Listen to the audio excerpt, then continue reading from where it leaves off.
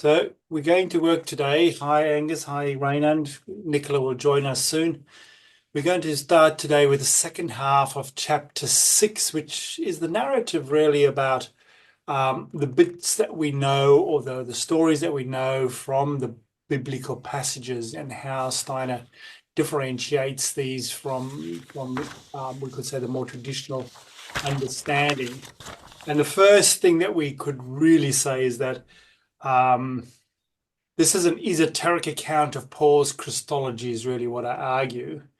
And this particular section to the end of the chapter deals a lot with two major themes that I will try and bring out to illustrate Steiner's esoteric interpretation, which is the Nestorian teaching of Christ and Jesus joining together at the baptism. Jesus being the fully human side and Christ being the fully divine side of this being that comes into existence at the baptism in the Jordan. And then the second part of the themes, or the second theme that I unpacked during this, is the work of the syzygy. So how the divine works through both Christ and Sophia, or through Jesus and Mary in the redemption of the human soul, is an aspect that Steiner really brings quite strongly for us to consider, which I always find very helpful in our modern context of where we're up to in sort of theology and spirituality and religion, trying to bring the divine feminine back into play. Steiner has a lot to offer on that. So we look at this other side, is that, of course, while we're dealing with that aspect of the syzygy and of the fully human and the fully divine, I'm going to, or I did in the text, deal with the Gospel of John. So rather than trying to bring the methodology of Steiner, the four points of the methodology of Steiner, into play through all the Gospels, I focused on the Gospel of John as the narrative that I'm going to use to try and illustrate how that works in this thing of, the history, Christ, the four aspects of it's an historical event. Christ works through history and evolution.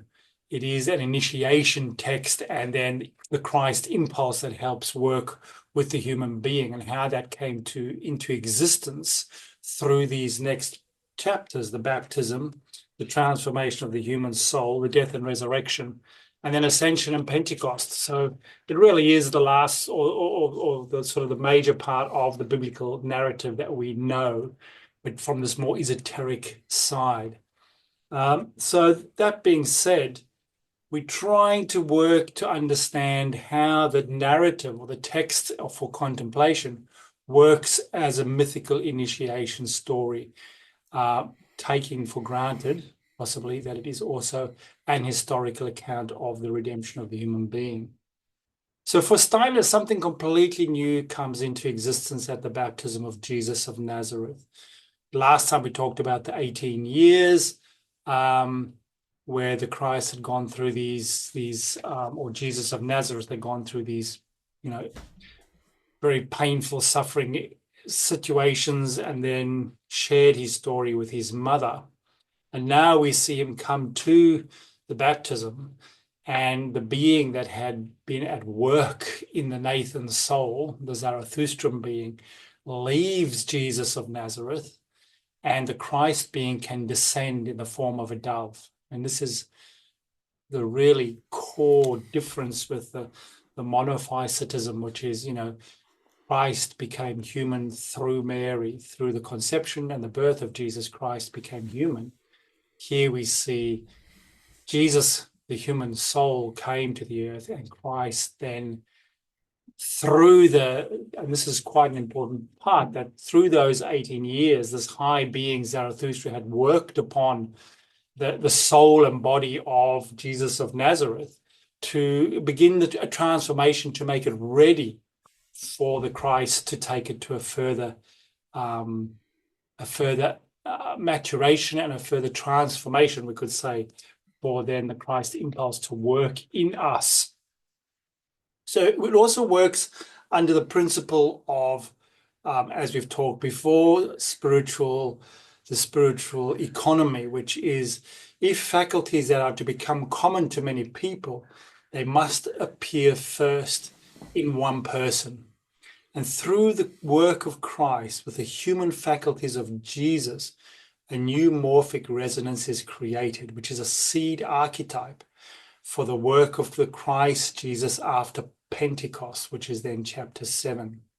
So how does this all work? I suppose that's really, how do we access this, the second Adam, as Paul calls it, this new archetype that is created at the baptism, and reaches its fulfillment at the resurrection, and then, as we will see, in a way, is firmed in the world of archetypes through the ascension and Pentecost. How does that actually take place? So we see at first that Zarathustra had left certain abilities behind in the three bodies of Jesus of Nazareth. And Christ was able to use these when straight after the baptism, he faces the three temptations in the desert. So in these accounts, especially Mark and Luke, he goes out into the desert, and Steiner talks about that, the human soul, in order to bring about freedom and love as the seed idea of our evolution, these two influences that Steiner calls Lucifer or Ahriman can also be seen as the devil or Satan. In other traditions, there's other names for the serpent and the dragon in the book of Revelation. But after leaving these abilities there, Christ was able to use these when he faced the spiritual entities who was to arouse or had arise pride and arrogance, and then also arrogance and conceit, and then the whole sense of human pride in the second temptation. And Steiner turns it around to say that at first the one counterforce approaches Christ with the pride, and then which was to worship Lucifer, and he could easily overcome that. The second temptation is where the two beings try to approach Christ together with overcoming the temptation of throwing himself off the temple, thinking he's above these powers. And then in the third approach, which is the transformation of stones into bread, Steiner puts that as the third temptation rather than the first, saying, Ahriman, or this more sclerotic, hardening forces of the human soul, approaches Christ to change the stones into bread. And Steiner suggests that this temptation was not entirely overcome by the Christ because the human being still needs to live off bread. We can't overcome that yet. And it's actually in the course of evolution that the lessons learned through the transformation of the human body, in the fact that we're living on the earth, need to be learned before we can really fulfill the overcoming of all those aspects. So this is where we see the Christ being has taken an initial transformation in the sheaths of Jesus, and Christ can begin to create new forces and impulses that humanity will later be able to develop themselves. So that's an initial pathway that is seeded. And then in the Gospel of John, we see the journey. I then focus very strongly on the Gospel of John as of how we try to create this this narrative. And I think I might have spoken about it in earlier times, but I go into much more detail here with the first and the second half of the three Passovers and the whole 21 chapters of the Gospel of John. The first 10 chapters, chapter 11 with the raising of Lazarus, and then the last 10 chapters as being two distinct halves in this journey of seeing the gospel as an initiation text.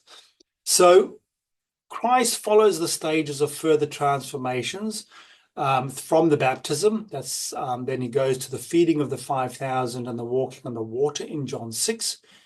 And then there's a second as the transfiguration, which in the Gospel of John isn't related directly like it is in the other Gospels, but in John 1:14 and in chapter 12, we see how he reveals his light-filled body.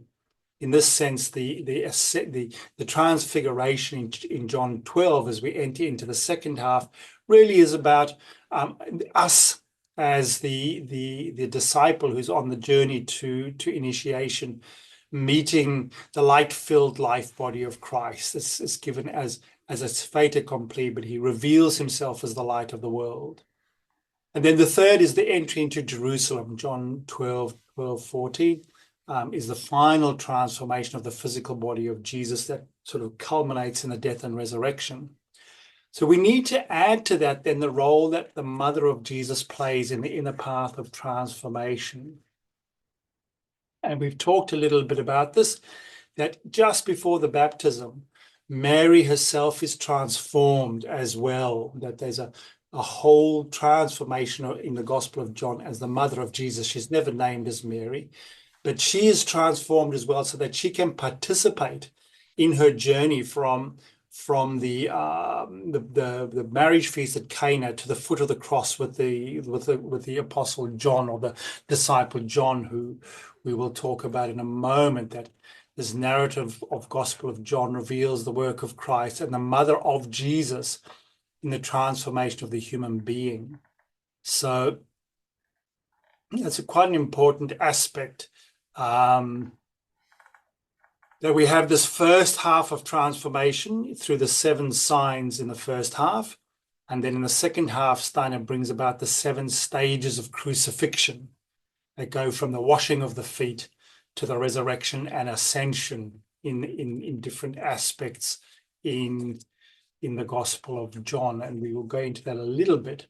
So these journeys, we've talked about the development of the soul senses and the spiritual senses. So the first half of the journey is in meditation, where we meditate upon the 7 signs from the marriage feast at Cana through to the raising of Lazarus, which really Steiner talks about being a journey of transforming love, at first based in the blood, but further and further into the community, drawing on the help of others, the centurion, the group of circle of the disciples around the bread, then actually appearing in a more spiritual form, and the walking of the water, and then eventually right into a post-death experience of Lazarus, who becomes John the Evangelist. So that may be a point of contention for some people, that Steiner considers that the author of the Gospel of John, who's never named as John in the Gospel, but as the disciple whom the Lord loved, is also then born in his experience of meeting his initiation in the middle point. And then in the second part, we go to a further transformation of the forces of love. So in the first part, we're learning to transform love into healing forces in the world, in the individual. It's also the path that I've described as the imitation of Jesus, the path to selflessness, where we as human beings, if we follow meditatively these 7 steps and the 7 I am sayings that go with it in the first part, mainly in the first part of the Gospel of John, we begin this first transformation that Christ has seeded in our souls, along with version for you as well. So we then see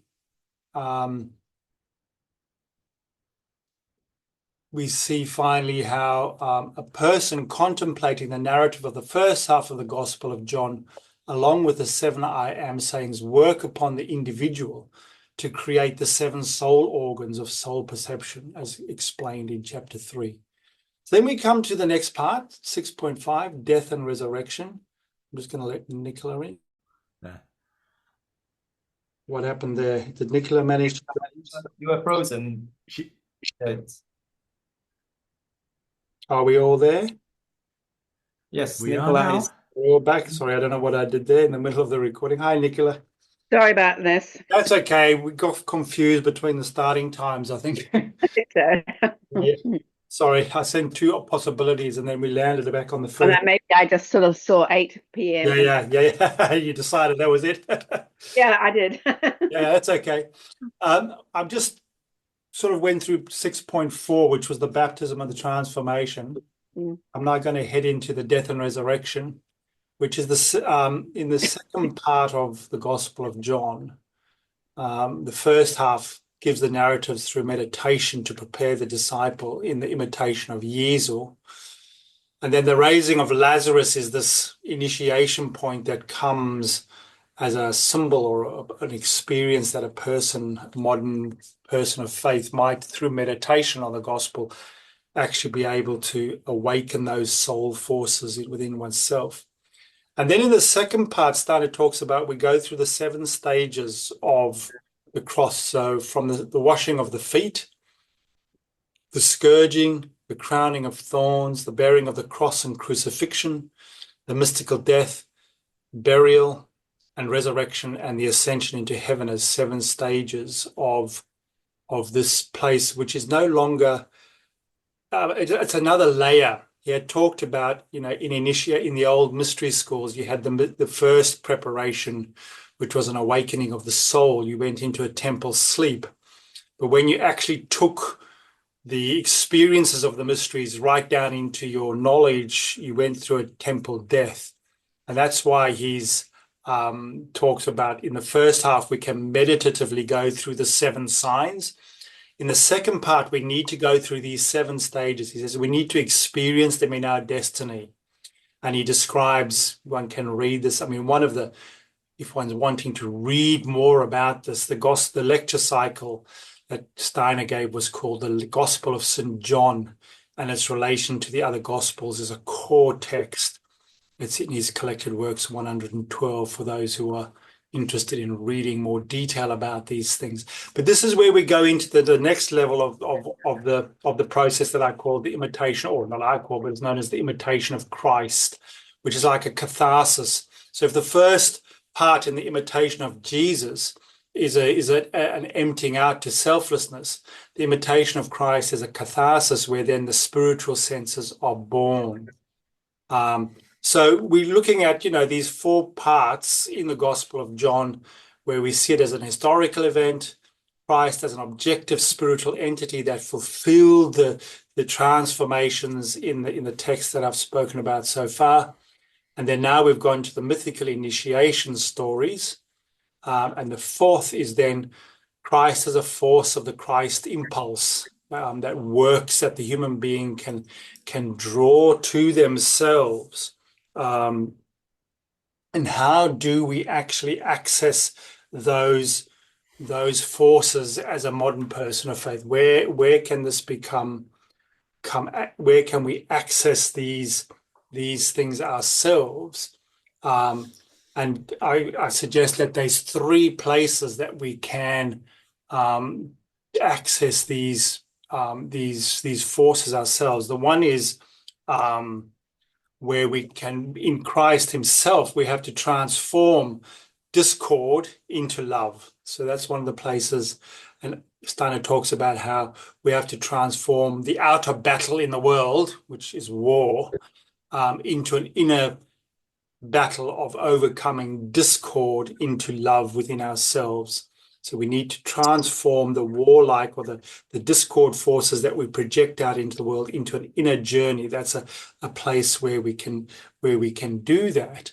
And that was given to us because Christ transformed human blood, basically, when the Christ died on the cross and the blood was released from the body. Steiner said that the selfishness or the egotism that was imprinted into the blood through the fall was given away, which allowed, this is the spiritual economy, allowed a certain selflessness to enter as a possibility as the human capacity, which then allows us to eliminate the discord within ourselves.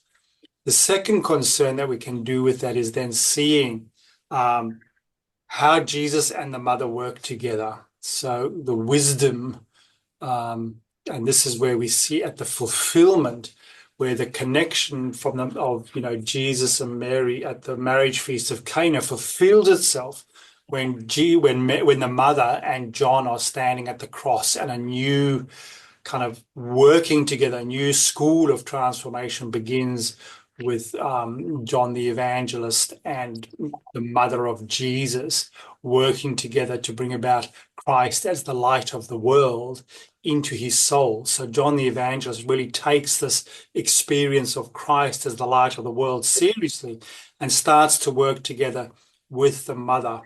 And she brings, Christ as the life of the world.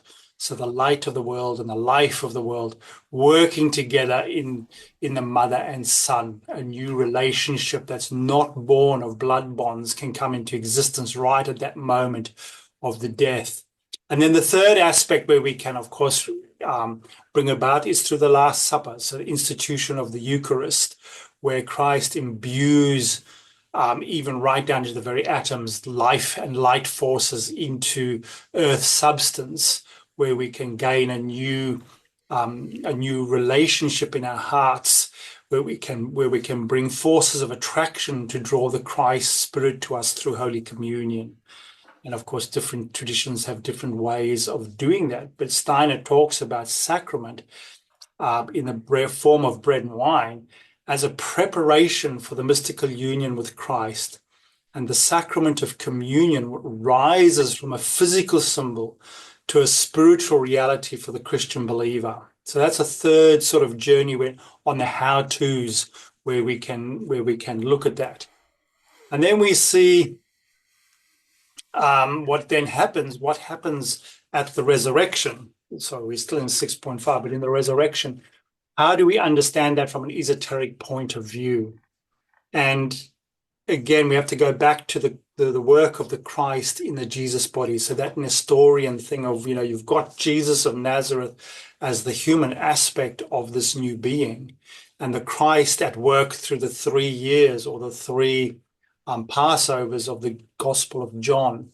And that by the time he gets to the crucifixion, the human being is completely transformed. And what comes out of, Steiner talks about how at the crucifixion and the body is laid in the grave, that the work of the Son Spirit in the material component and the form component of Jesus of Nazareth is so complete that it decomposes at ashes, like an ash process, like a log that's burnt out. And what arises then is a transformed astral body and a transformed etheric body and a transformed physical body. And he suggests that the 2 angels sitting at the head and the foot of Jesus when they go in, and Mary sees, the 2 angels at the foot and the head are really not so much, they're angelic in nature, but they are the etheric body and the soul body of Jesus of Nazareth, that is no longer the physical body, mineral body. And that when Mary then comes to the garden and she sees the gardener, that is really the resurrection body, which Steiner then calls a form shape, which as a spiritual texture works upon the physical substance and forces so that they fill out the form which we encounter as the person on the physical plane. This is a very refined concept, but that, this is why the Christ can appear in different places, because it's not the body of Jesus coming out of the grave. It's the archetypal physical form recreated. It's the new archetype. It's the second Adam, and Steiner calls this the phantom, PH, not F. I don't know if that's a good word for it or not, because it's associated with so many things. But it's a completely new creation in the world that hasn't been there before. So Christ works upon the 3 bodies of Jesus of Nazareth in a way that is different from how the average person works upon their body. And so he suggests that, I've spoken about that already. So it's the fully restored archetypal physical human body created in through the archangels and the angels through ages now arises, which Paul calls the second Adam. It's a complete restoration. It's not a complete restoration of the mineral body of Jesus. So that's a whole thing to contemplate in itself. And then when we look at Ascension and Pentecost, just as a final point in this, because time is marching on, we see that, Christ's greatest sacrifice is that he left being the spirit of the Son and became the spirit of the earth. And this whole journey from the birth of Jesus, the baptism, the journey on the earth, the death and resurrection, and creating this new being is that he can imbue himself to take up residence in the life and soul of earth beings. And therefore, he has to make a sort of another journey of consolidating these conditions because of the project of developing love out of freedom and freedom out of love in the human being. And if we could see the Christ every day, we would really not want to misbehave. So we would just love because it is just so powerful. And so he had to remove himself from the physically perceptible into another realm, which biblically is called the realm of the clouds or the sky. And Steiner sort of indicates that that's the world, the realm of the etheric world, or the spiritual, and the world of the life forces that radiate. We've talked about this in a sense of Teilhard des Shaddam with the noosphere, that there's these other more subtle spheres around the earth, and the Christ embodies himself through ascension into that. And Steiner says, through the ascension, the work that Christ did on the human constitution, the spiritual economy, the work that was created in the body of the Jesus of Nazareth is given to every human being on earth. Every human being, regardless of background, has this inscription, the seed form of the Christ and human constitution. Pentecost then is where we are given the capacity to fulfill that through ourselves. So Pentecost is where the Christ comes back as the spirit of the earth and imbues the astral, etheric, and physical bodies.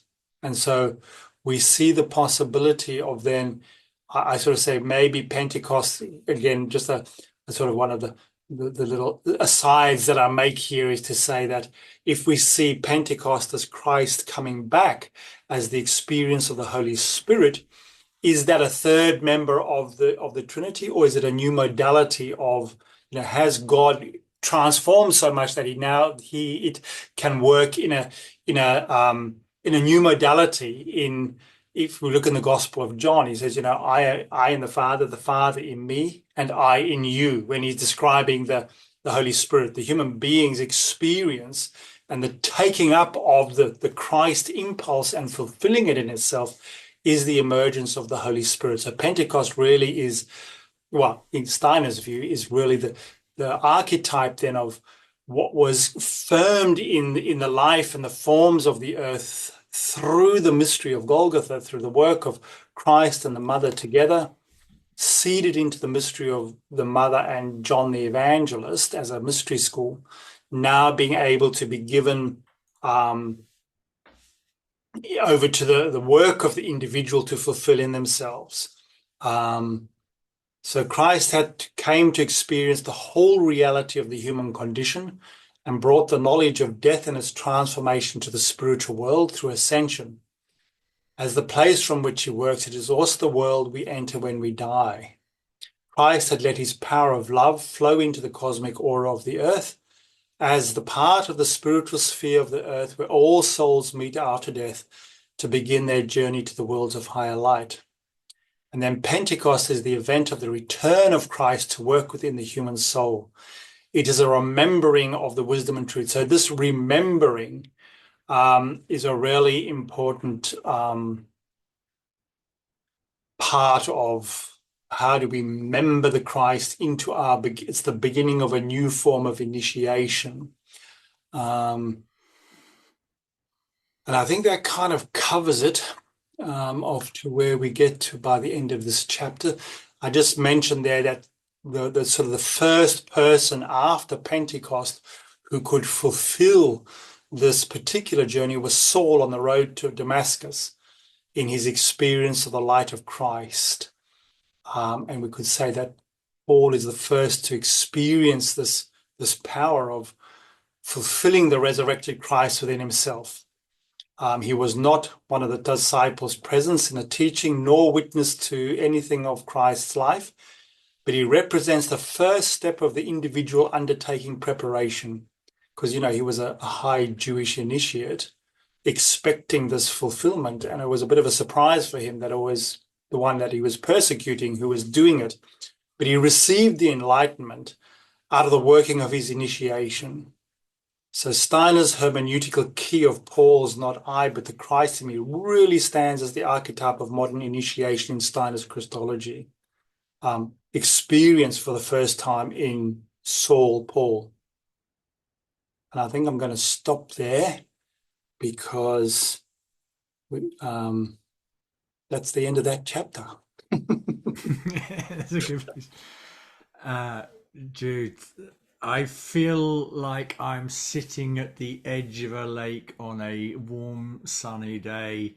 It's like with the water sparkling in front of me, and it's like feeling these beautiful, empowering, love-filled forces like waft over me. There's this memory aspect. It's so beautiful to hear you weave it all together, and I'd be really interested to hear, especially Nicola and Rain. And so I've got a few questions as well, but it's like your own experiences of listening to Jude, and I'm fully aware of my own biases in this.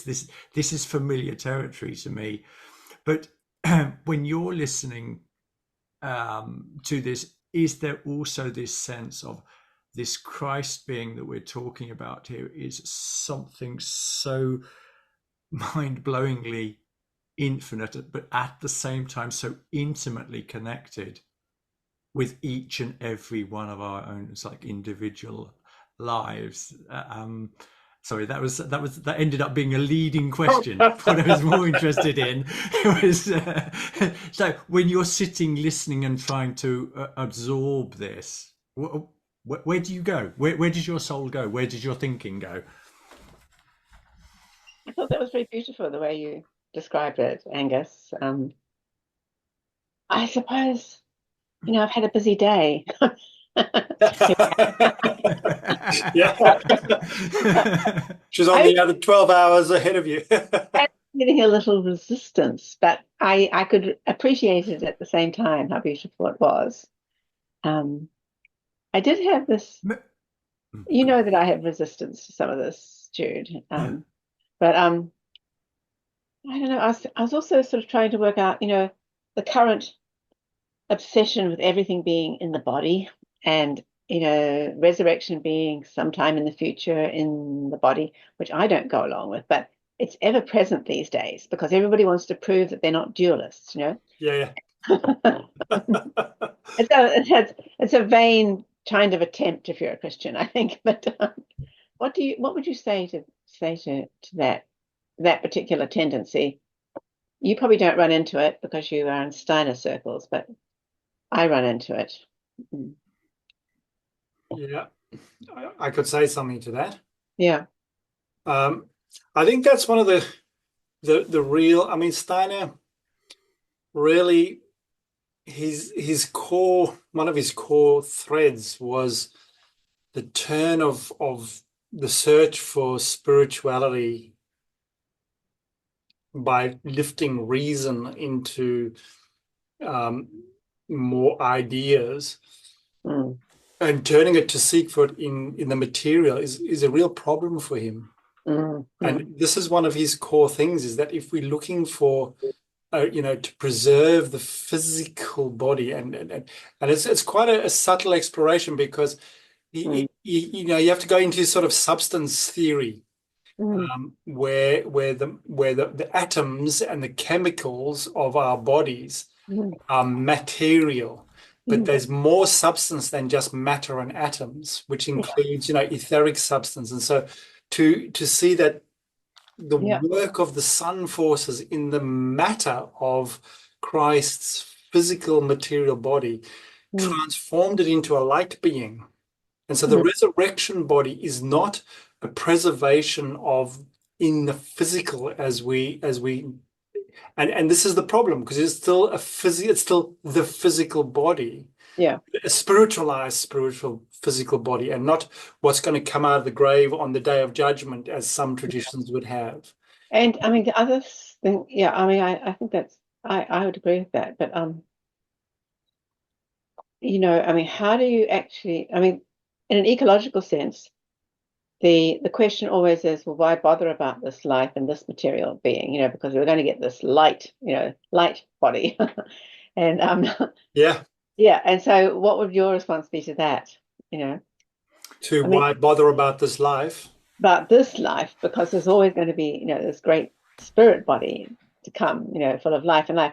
I mean, my response would be that God thought it was important enough to actually come and spend time in this, in this body that we inhabit at the moment. And so therefore it doesn't matter in a sense what comes next. It's important to do this bit. But what would you say? Well, I'd say two things to that. So the one is why did the gods or God deem us essential to be in this body as part of, because it's And everything else too, and everything else, absolutely, the animals and the rocks and the landscapes, all the things that have what the earth as an organism is, all of that, including the planets and et cetera. So and this is the idea that if the idea that the mission of Earth evolution is to develop love out of freedom. So, God said, let there be light, and the angels out of their love just did it, because they were not separate from God's will.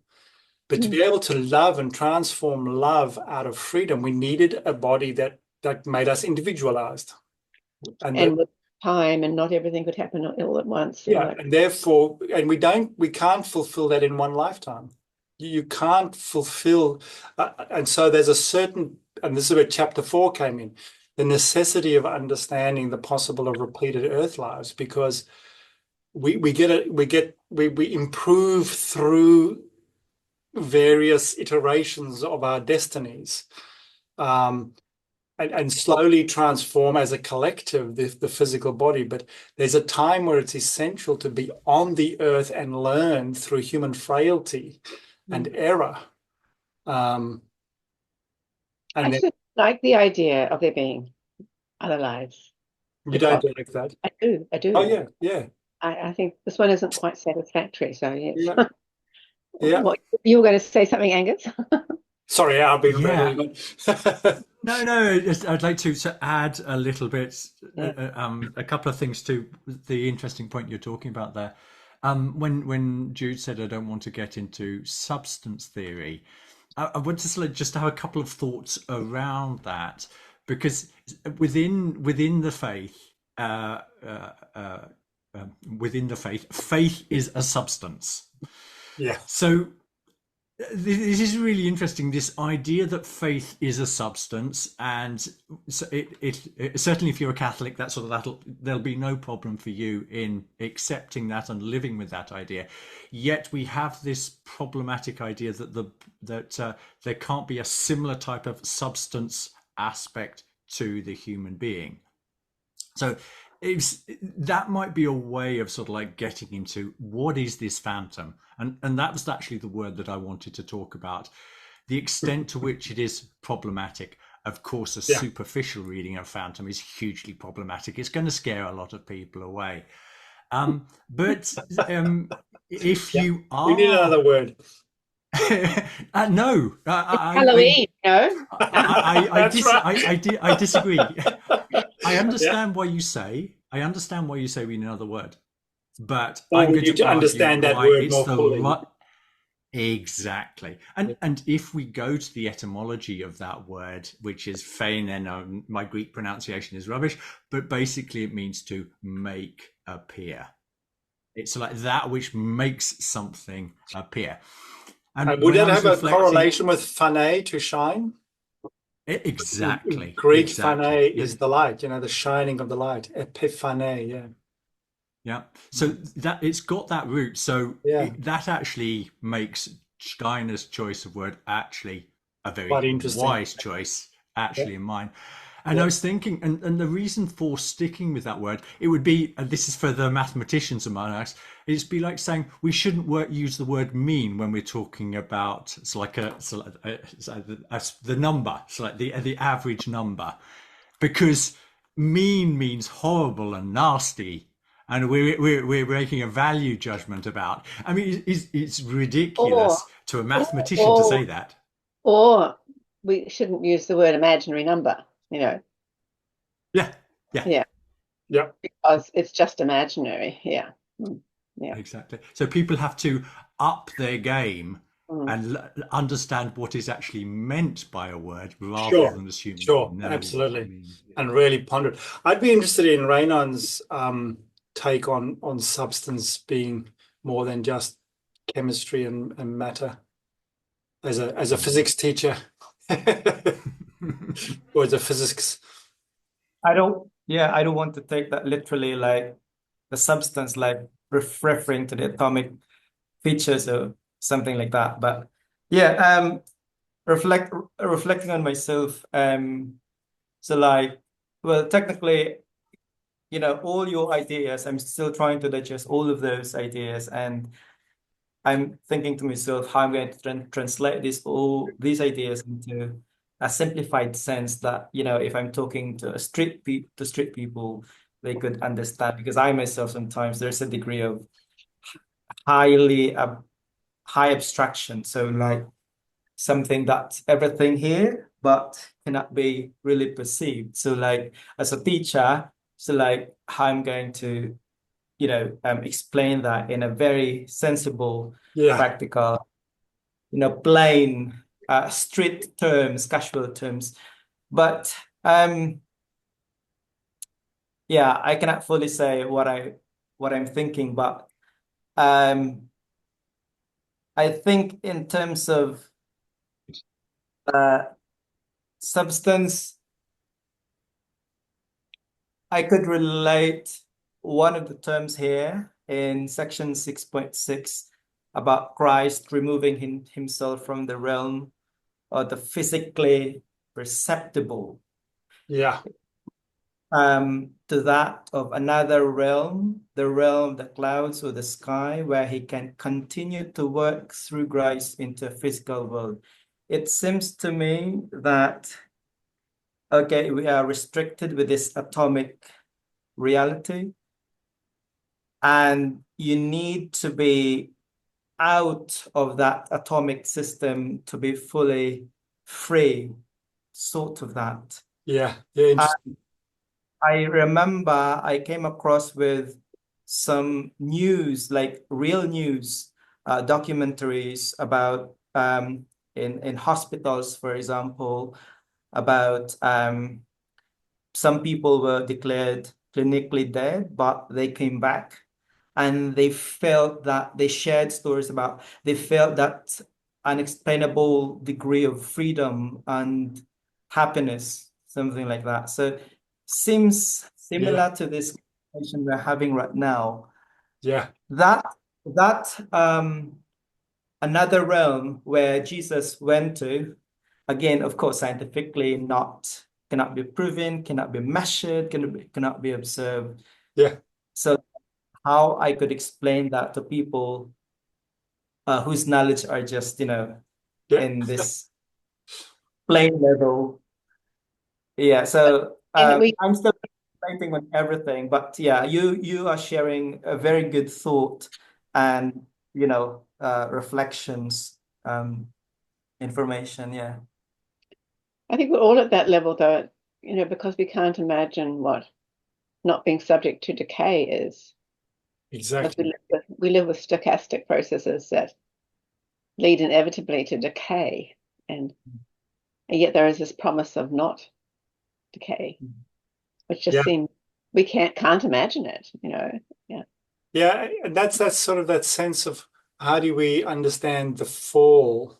Mm. I prefer to sort of say it, the taking on of the physical body, which is, subject to death. Whereas Paul then says, this other body is incorruptible.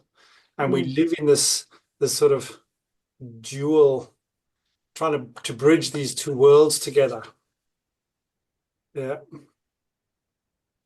Angus? I'd like to add to build on your question or reflection there, Nicola, about how do we understand these stochastic, these processes of delay. One way that I spontaneously respond to that type of question is I don't try to understand it. I try to experience and I try to identify where that process is ever ongoing in me. And one example of that could be, so like my body is continually falling apart, but at the same time it is continually being repaired.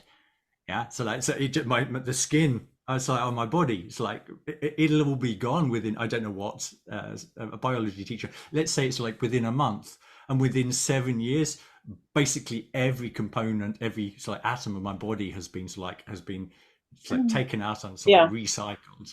That's true, but even so, living into the mystery of that. But so where is the permanence in that?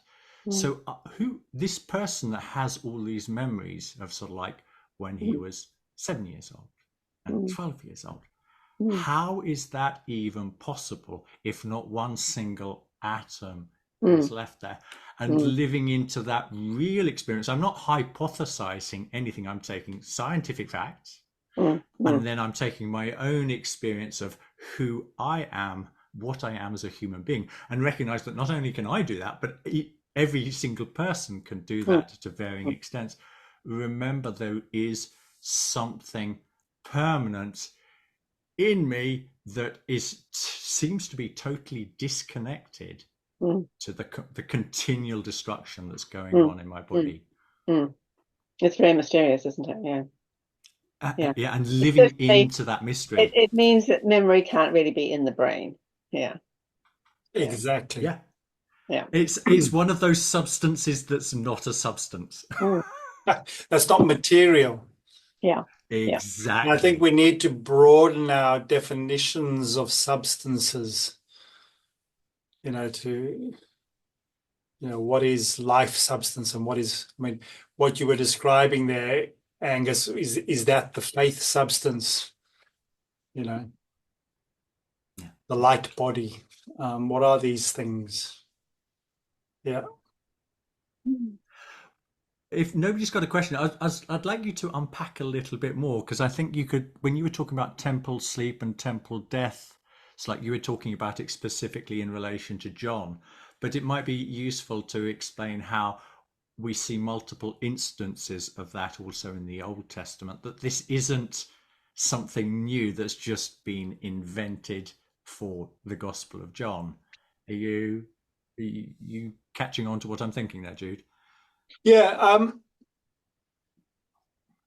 When you say the Old Testament, what are you thinking about in particular? About the prophets, what was going on with the prophets there. That there's also there you're looking at some type of initiation experience. Sure. So like Jonah and the whale. Jonah, and these type of Job, exactly. Job, all these different experiences.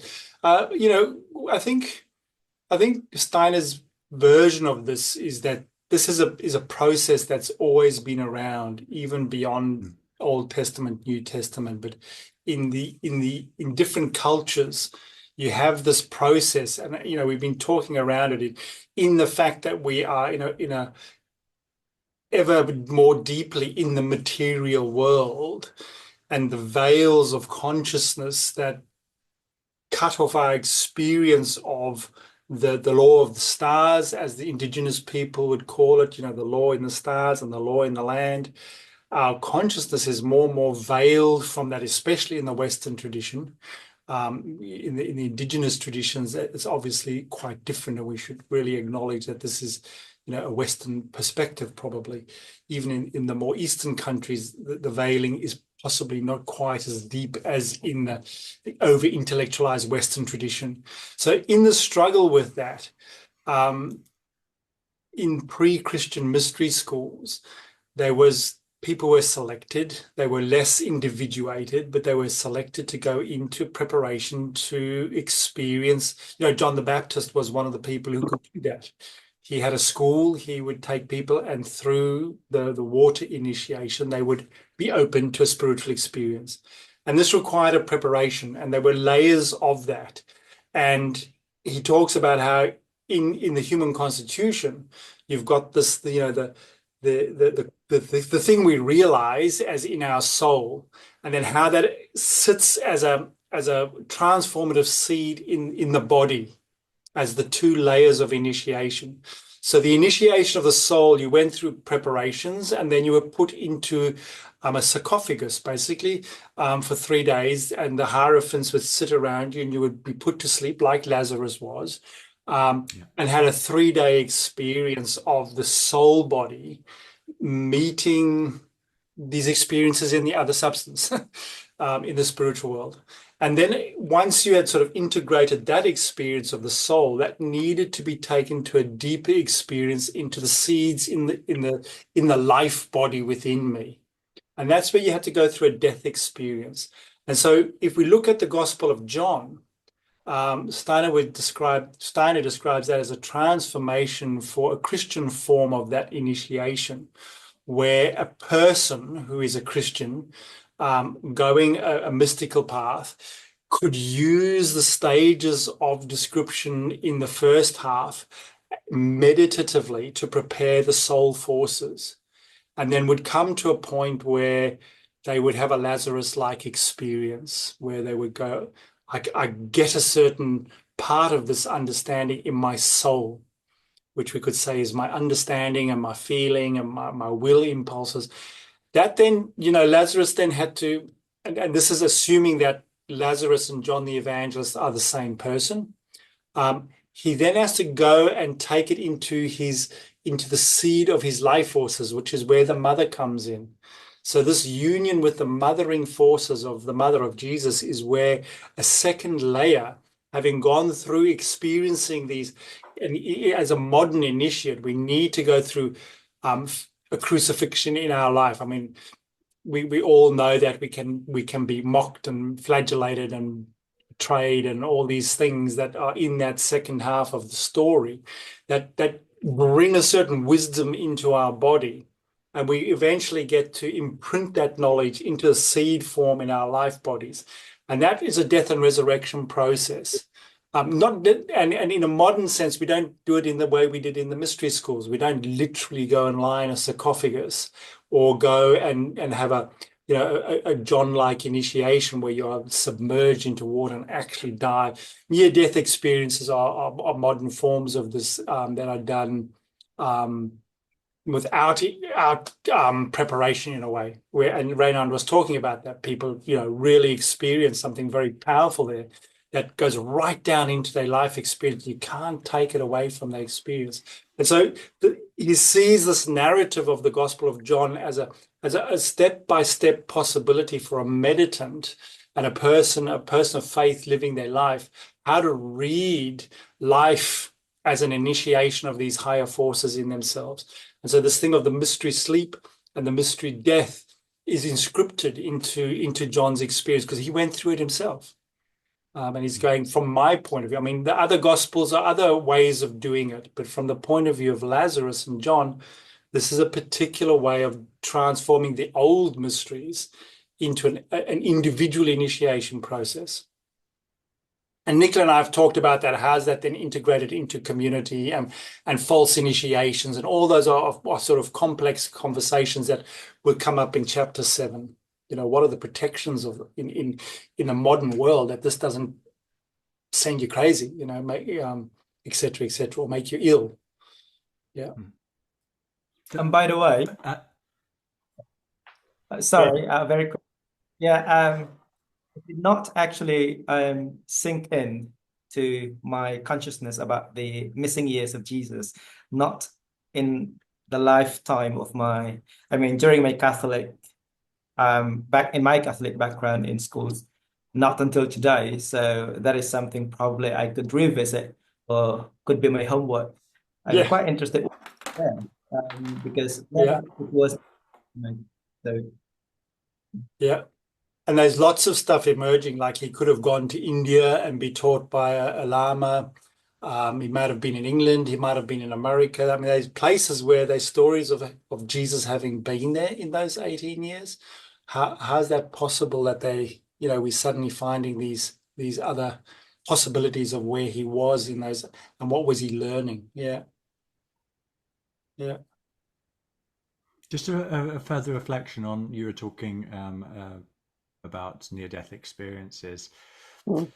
When you begin to read the literature around that, and there is a lot of literature, there are a lot of meta studies that have been done, so it's like it has a scientific grounding. But what is very interesting when you listen to individuals talk about their experience, very often it is an earth-shattering experience, something that completely transforms their vision of life. Mm. But at the same time, there is it's like they've been given this experience, and then you'll hear people say something along the lines of, but it took me 20 years to begin to understand what had actually happened to me, to actually process this. And the soul exercises that you were referring to, the meditation on the I ams, they are one way of understanding them. This is a preparation for an experience that all of us will have at some time in the future. And will it destroy our lives? Will it turn our lives completely upside down? Will we meet resistance with people outside who sort of like ridicule what we're saying? That process has to be gone through. It can either be done consciously before the event, or in a way, a near-death experience will force us to confront this other side of And most reality. people, I think, don't talk about it at all because it doesn't register with the people around them. Yeah, absolutely. And this is where, for me, coming out of my own Catholic background, these frameworks that Steiner draws, especially it was a huge step of expanding consciousness to take a look at the possibility of reincarnation. But it's this thing of spiritual economy. The work I do this lifetime may not lead to an initiation experience, but it is seeded in my being and will transform in the period between two lives, and I can continue picking that up. And then the question comes of, why can't I remember my past lives comes up, which the simplest answer is, if you knew what your past life was, you wouldn't need to be doing the work, because you'd remember what you need to do. But that's maybe a bit too shallow. But we actually have the chance to come at it again and again and again, to keep the refinement process of the preparations at work. Maybe that's anyway. That opened up a door for me. That because you could say, well, I've worked all my life and nothing's happened. Have I failed? If I've only got one life. On the other hand, this is the only life I've got right now to do the work. That's why we need to focus on this life, because that was quietism was, well, why should I do any work? I can do it next time. And what you've just done there is you've presented a good case for like keeping quiet the idea of reincarnation for a long period, so that people take each individual life seriously. It is. I can't just like, I'll do it tomorrow, mañana. No. Yeah. Well, we've run out of our hour, or we've gone through our hour, so I'm going to turn that recording off.